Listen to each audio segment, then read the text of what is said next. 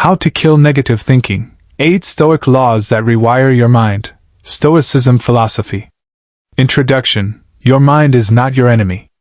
What if the biggest thing holding you back in life isn't your circumstances, your past, your failures, or even the people around you? What if it's the thoughts you keep repeating inside your own mind? Every day, your mind produces thousands of thoughts. Some inspire you. Some warn you. But others quietly destroy your confidence, steal your peace, and convince you that your future will look exactly like your past. You think, what if I fail? What if they don't like me? Why did this happen to me? I'm not good enough. It's too late for me. What if everything goes wrong? The problem isn't that negative thoughts appear. The problem is when you believe every thought your mind produces. The ancient Stoics understood something incredibly powerful. You cannot always control what happens around you, but you can train yourself to control how you interpret what happens. Marcus Aurelius, Epictetus, and Seneca spent their lives practicing this principle. They weren't trying to create lives without problems. They were building minds that could remain calm despite problems. And that's what we're going to do today. In this video, you'll discover 8 Stoic laws that can help you break the cycle of negative thinking, regain control of your mind, and build a stronger inner world. Before we begin, subscribe to this channel and turn on notifications if you want more practical lessons on Stoicism, mental strength, discipline, and personal transformation. Now let's begin. Law 1. You are not your thoughts. One of the most important lessons you can learn is this. A thought is not a fact. Your mind can produce a thought without that thought being true. You may think, nobody respects me. But is that actually true? You may think, I'm going to fail. But do you actually know the future? You may think, everyone is against me. But can you truly know what everyone thinks? The mind often speaks with certainty about things it cannot possibly know. This is why you must learn to observe your thoughts instead of automatically obeying them. Imagine you're sitting beside a road. Cars pass by. You don't chase every car. You don't jump into every car. You simply watch them pass. Treat your thoughts the same way. A thought arrives. Observe it. Question it.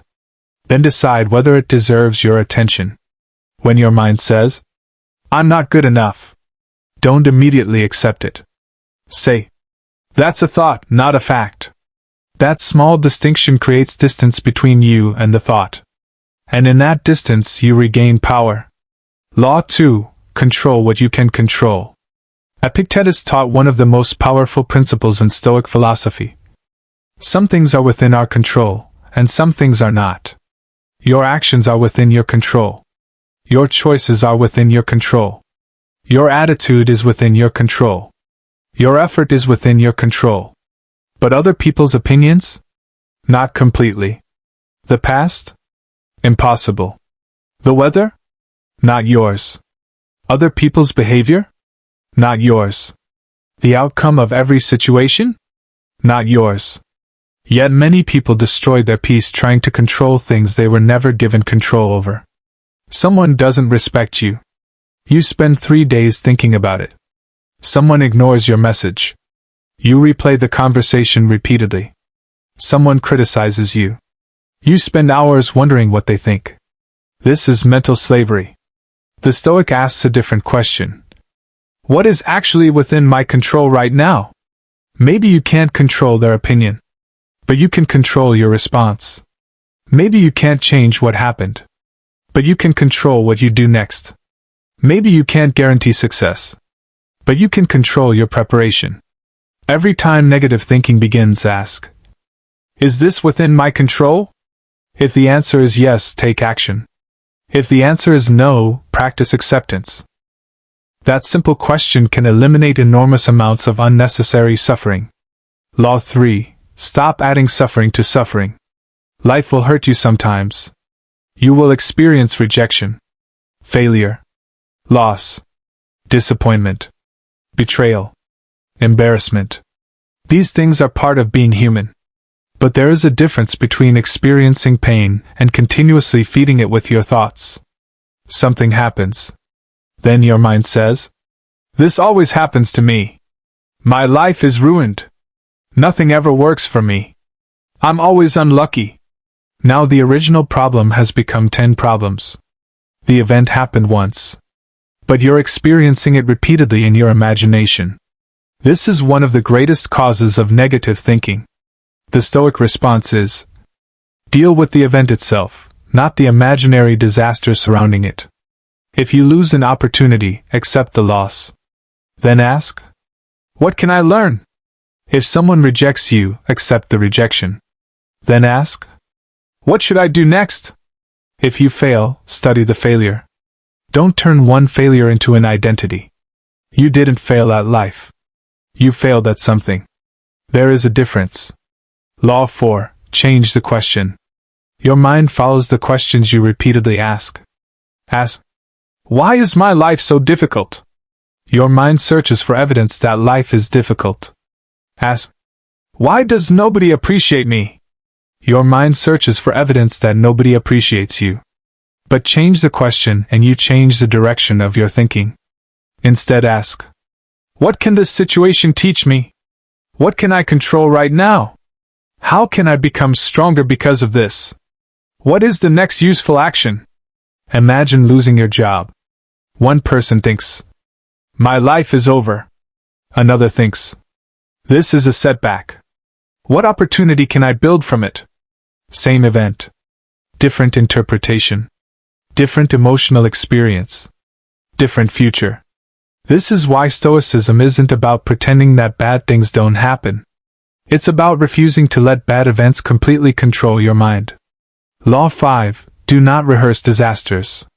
One of the most destructive habits of the modern mind is worrying about events that haven't happened.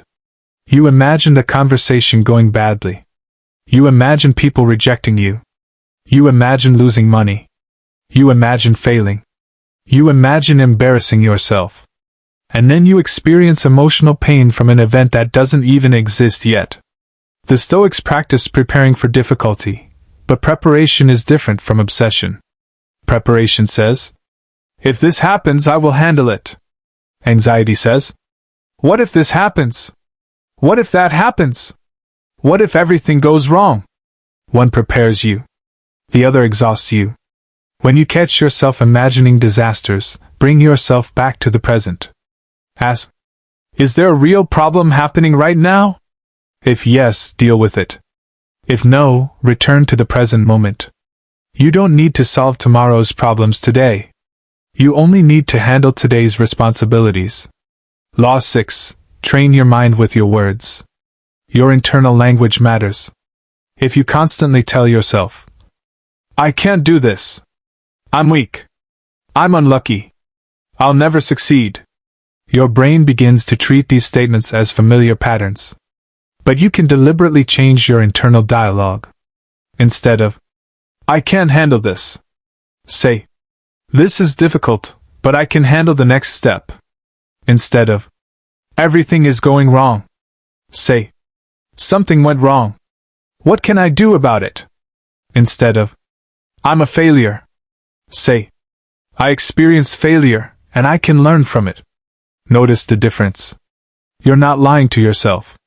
You're becoming more accurate. Stoicism isn't blind positivity.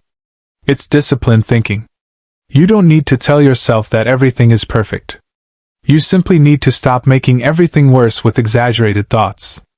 Law 7. Practice voluntary discomfort. This is one of the most powerful Stoic practices. Make yourself uncomfortable sometimes. Take the cold shower. Wake up when you don't feel like getting up.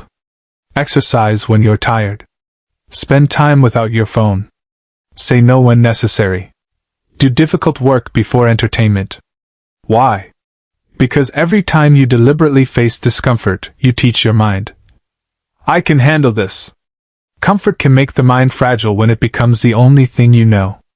Discomfort can make you resilient when you choose it deliberately. The goal isn't to suffer unnecessarily. The goal is to stop being terrified of discomfort.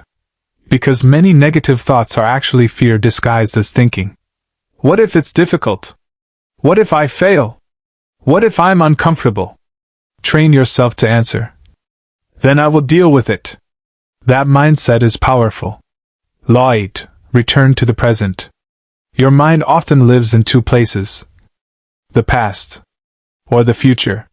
The past says, I should have done this differently. The future says, what if something goes wrong? Meanwhile, your actual life is happening right now.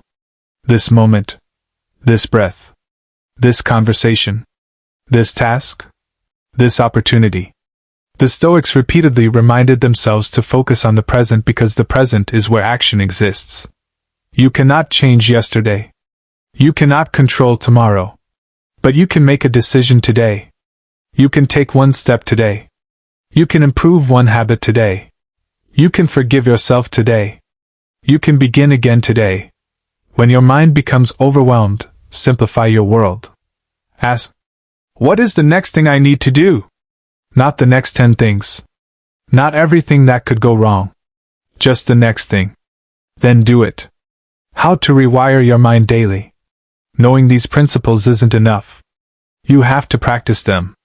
So here's a simple daily Stoic routine. Morning. Before you touch your phone, spend a few minutes in silence. Ask yourself, what can I control today? Choose one quality you want to embody. Perhaps discipline, patience, courage, wisdom. Then begin your day. During the day, when negative thinking appears, pause. Don't immediately react. Take a breath. Ask, is this thought useful? If it isn't useful, redirect your attention. Evening. Before sleeping, reflect. Ask yourself, what did I do well today? Where did I lose control? What can I improve tomorrow? Don't use reflection to attack yourself. Use it to train yourself. That is the Stoic approach. Every day becomes practice. Every mistake becomes information. Every difficulty becomes training. The final lesson. You don't need to eliminate every negative thought from your mind. That's impossible. Even the strongest person will experience fear, doubt, anger, sadness, and uncertainty. The goal is not to create a mind that never produces negative thoughts. The goal is to create a mind that doesn't automatically obey them. You can experience fear and still act courageously. You can experience doubt and still move forward. You can experience sadness and still remain disciplined. You can experience anger and still choose your response. You can experience uncertainty and still take the next step. That is mental strength. Your mind may knock on the door with negativity. You don't have to invite it inside. Remember these 8 laws. 1. You are not your thoughts. 2. Control what you can control. 3. Don't add suffering to suffering. 4. Change the question. 5. Don't rehearse disasters. 6. Train your mind with your words. 7. Practice voluntary discomfort. 8. Return to the present. Practice these principles consistently, and you won't become someone who never struggles. You'll become someone who knows how to handle the struggle. And that is far more powerful. OUTRO. If this video gave you a new way to look at your thoughts, don't keep the lesson to yourself. Write in the comments, I control my mind. Let that be your commitment. And if you're serious about becoming calmer, stronger, more disciplined, and harder to break, subscribe to this channel for more Stoic philosophy and practical lessons for building a powerful mind. Remember, you cannot always control what enters your mind, but you can control what stays. Train your mind. Control your response. Master yourself. And let nothing outside you steal your peace.